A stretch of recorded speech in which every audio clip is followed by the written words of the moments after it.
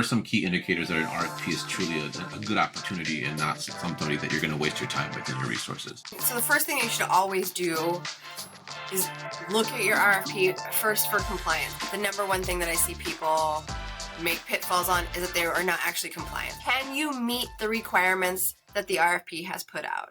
And some of those are easy to check, right? Like, are you a small business? Do you have the right set aside, right? Others of those are a little bit harder. The number one thing that I see people get hung up on is past performance. Working with the government, especially the federal government, is sometimes a catch-22 because they expect you to have done business with the federal government of the similar size and scope. A lot of times they'll want you to show as many as 3, 5, 7 projects that you have done to be able to, be eligible to do this project. Right. If you are not perfect on that past performance, maybe you can still look at it, right? But you are decreasing your probability of win all the time. But if you are really far off on that past performance, that's the number one thing that I think I see people make the mistake on, is that they're like, I can do this. I've done this in my personal life. I've worked in this industry forever. I know how to do this, but my company hasn't shown that they know how to do this. And the government doesn't always care. Sometimes you can find the right solicitation, but they don't always care what you have personally done. They want to see what your company has done. They want to feel secure that your company can deliver. Other things, make sure it matches your capabilities in a strong way. And then what are your strategic goals, right? Like, so does this opportunity meet your goal, or are you just like, throwing spaghetti at the wall, as we say, right? Like, and seeing if something sticks. You should also think about your time and your resources, because if you are a very small company and you have maybe like 3 people and you're telling them that you can do a job that takes 20 people, and if you win this, you need to find 20 people, like in 2 weeks, you're going to be, pressed. That's not a great idea. Also, if you just simply don't have the financial resources to put the money down to get the job done, the government isn't pre-funding you, right? So I think that one. And then 100%. If you, let me ask a follow-up question, because you mentioned something that was really interesting, right? So like, one of the questions that we traditionally get is like, hey, if I haven't won anything, right?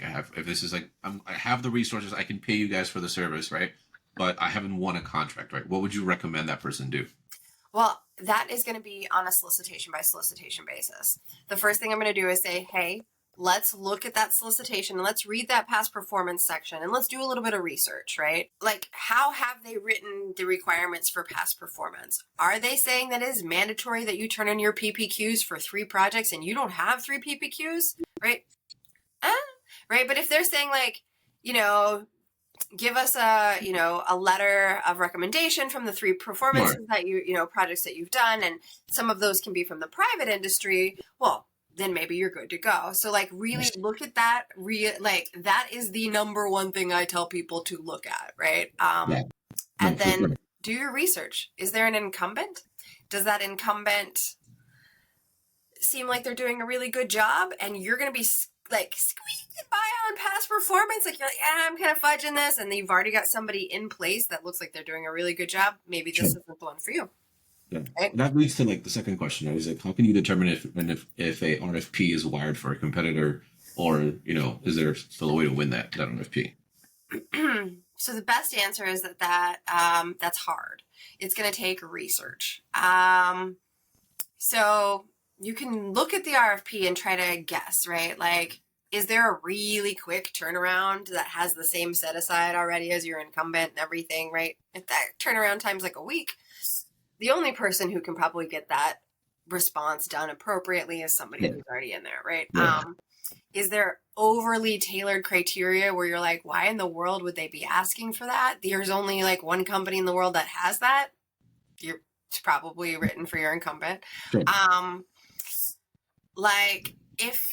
There's other things that you can look at that are a little bit softer that you kind of have to take in like more qualitatively. Like, did they do market research on this, right? Did they put out an RFI? Did they put out a sources sought? Do you see any like behind the scenes things where they are actually interested in what other people are doing?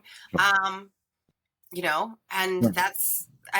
then you just read that RFP really, really closely. Once you've recognized that you could be a contender. Now you're asking, is there somebody else who's going to be that much better than me that I don't know if I'm a contender? Then you're really going to have to look at those and again, do as much research as you can. Find those predecessor contracts, and see what they look like. Yeah, no, for sure, 100%. No, I think that's great advice. And yeah, I mean, kind of the overarching message here is research, right?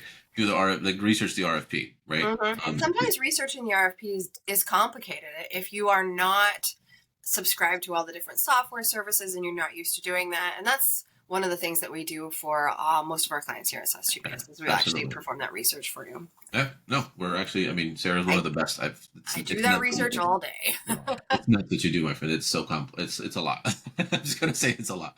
All right, Sarah. So moving on in the more kind of getting an understanding for like, what are some red flags to look for in an RFP? What would you say are some of the red flags that could be a risk for like either cost or just being able to actually execute the RFP? I tell people first and foremost, look at the evaluation criteria. Understand the evaluation criteria, right? A lot of the government proposals are lowest price technically acceptable, right? And if they are lowest price technically acceptable, you will see that in the evaluation criteria, right? But no, like, if your evaluation criteria is subjective, if something is missing, if the criteria doesn't necessarily match the scope very well, or if the scope is really ambiguous, there's a time on all of these for questions and answers, right? And that would be the thing that I would say is if you are looking at something and you think that you see red flags, like this could be risk, or this could have some hidden obligations, or this is unclear, ask questions. If you are coming in late on that RFP where you have already missed the questions, read carefully through the Q&A because probably somebody else has already asked those questions. And then, then that's all you got. I would say the best practice is make sure that you get ahead of these enough where you are getting in before the questions so that any of those red flags can be cleared up by the contracting officer. And if they choose not to, that's an even bigger red flag. Yeah, for sure. And sometimes they do. They don't have to answer all your questions. Yeah, no, that's true. It's the government. All right, so that's great. I think that's going to help a lot of people out. Just kind of get a sense of maybe take a step back and reevaluate. Should I actually go spend my resources on this, right? Mm-hmm. The other question that we get asked a lot, and you probably get asked this a lot on calls, right? Is how do you actually interpret the government's real priorities when it comes to the RFP? That's not explicitly said in the actual documentation, right? So how do you go about trying to? And a lot of times they're not going to tell you what their pain points are. That's not the goal of that RFP document, right? But you get to play kind of detective in that RFP document, especially if you can get if there's a predecessor contract and you can get that predecessor RFP. Then you can see how have they changed it, right? And if they've changed it, good indicator that that's a pain point for them, right? If they've suddenly put in a couple of new reports, then you can tell you that those reports, right, they're indicating that they didn't get something that they wanted in that last contract. But I think looking at reporting is a good place to kind of interpret what they're looking for. Review. Look at those market research. Did they send out marketing research documents? Did they put out RFIs? What were they asking for in that, right? Because those are the things that they're looking for. And, again, that evaluation criteria. So if they put a lot of weight on past performance, they probably are a little concerned that the people who came in last time didn't have the chops to do it, and they're really looking for that, right? So some of the evaluation criteria I can tell you, I don't know, some of it's just, I like to have conversations with people. I think that helps, because then I can say oh, I saw this thing, and somebody would be like, oh no, I know why they did that. I've seen that before. Or, kind of having a team, it's a lot easier if you have people but I'm an extrovert, so I like to balance things out. Right. No, absolutely. No, and I think that kind of leads into what I, the follow-up question is honestly, when you analyze an RFP, there's multiple ways that you can go about doing that, right? But funding priorities and the underlying mission of an RFP, right? How do you get into the head of the the person who wrote the RFP on the government side so you can kind of align yourself with that? the best case scenario is that you're doing RFPs all the time. You have some sort of like relationship with this particular contracting officer or that office, or even just like kind of understand the space within that agency, you know. But the best that you can really do, because you're never going to know, right? The best that you can do is really just read through that RFP, pick it apart for those, and put your best foot forward. And when I say best foot forward, I mean pricing. Yeah. I always tell people 98% of government contracts, why the government puts contracts out for bid is that they want somebody to do a really good job and they want them to do it for the absolute least amount of money possible. Right? So. Yeah. No, that makes sense. So then kind of going into that, you know, into the space of pricing, right? Besides obviously like price, right? Because that's like, you know, the basic thing that the government's looking at, right? Yeah. How does a company differentiate themselves in an RFP, you know, versus everybody else? Showing that, okay. So our mantra at SAS GPS, given to us by our CEO all the time, and I'll put it in nicer words because she's brutal and I love her, but is plans. Good plans win, and bad plans lose. So if you are responding to this RFP, I'm going to pause real quick. I can't just jump in my in the show. Look at that fluffy cat, though. All right, sorry about that. So let me ask you the question again. All right, Tara. So besides, let me just look at the camera because that's going to look awkward. All right, Tara. So besides the fact that obviously, you know, like you meet the requirements of the RFP, you know, you're trying to build a relationship with you know, the officers on the government side. What are some other things that you see that, you know, that besides pricing, which you said was really important, right? Can make you different and make you more attractive to the government, so that you can win that RFP. So if you want to win an RFP, you have to respond in detail, right? You cannot give compliance statements. You cannot say, yeah, we're going to do that. Oh, we've done that before. It's great. We're totally confident we can do that, right? And we see a lot of that because they ask questions that don't seem open-ended. They seem like yes, no questions, right? They seem like you say, yes, I will do that. But what they're really asking you is, yes, I will do that. Here is exactly how we're going to do that and why we know that this is the best approach. And here's the data to prove it, right? So good plans lose and bad plans. Oh, no, wait. Oh my God, I did that backwards. Good plans win. Bad plans lose. You know, if you don't have a plan, get one. And if you can't get one, get an RFP writer team who knows how to make that plan, right? And get some help. And then make sure that that plan is doable, because what you don't want to do is put out a plan that you cannot enact, because then you're going to lose the contract. You lose the contract, you're never getting another one. You don't fail the government. They don't let you back. Yeah, no, for sure. 100%. And you can also get sued too. So there's that. Yeah. Understand their mission, try to connect to their mission. Like every single part of what you write is a marketing and sales document. That is also a business plan, right? That is also like, it's so many things, which is why I think that proposals are so complex, right? Yeah, no, for sure, right? And besides those mistakes, are there any other common mistakes that, you know, on the technical approach that, you know, that some people do that cost them the contract? Most mistakes are generic, boilerplate, copy and paste. You know, you got through it, but like when you read it critically, it means nothing. And we've been seeing that more and more too, as people use AI to write their proposals, right?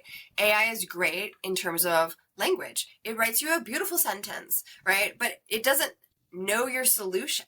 It can't know your solution. You are the only people that know your solution, or your subject matter experts, right? And so it's going to write you a really beautiful compliance statement, but your compliance statements lose. So you can have a beautifully written proposal, but it could be absolutely meaningless when it comes down to it. I think that's a big one. Like failing to differentiate your company, which is again going back to being generic, right? You know, yep, we're going to do all these things. We've done them before, right? Okay. So has a lot of other people. What makes you special? You know, what's your mission? What are you doing here? being overly complex. So that's on the other side, right? People also go like from either they're super generic or they're like, okay, we could do this for you, or we could do that for you, or we could do this. Like we're so capable of doing all of these things that they don't really give a, like, it's like the people reading it are like, so what exactly is it that you're doing? Like, I don't want to pick from your menu, right? I want you to tell me which one you've chosen because it's the best for this solution. And I want to believe that that's the best for this solution. That's how you get picked. You know, again, past performance and key personnel. Make sure that you choose the right past performance and make sure that you choose the best key personnel. And what does that mean? Like, it's not necessarily the best job you've ever done. Like, oh man, you know, I had this one really great job that we completed, and it makes us look really good, right? But it's not in the same subject area, right? Or it's not the same size and scope, right? It doesn't show this particular solicitations like what they're asking for. Then don't use that one unless you really don't have. I mean, you have to use what you have, right? But pick the ones that are the closest to what they're looking for, and then show how you did really well on them and how you solved those problems, and, you know, make the government feel like, oh, this is a cakewalk for these people. They've basically done this before, right? And look, they're going to do it for a really low price. Sweet. They figured out not just how to do it, but they've figured out how to do it really efficiently and affordably, right? And look at the key personnel they've given us, right? These are the same people that worked that project, right? Or these people have worked similar projects. So you want to pick the right personnel, and you want to make sure that when you write about those personnel that you're not just saying, here's their resume, boop, right? But here is their resume written to a very, like, specific, to this scope of work, right?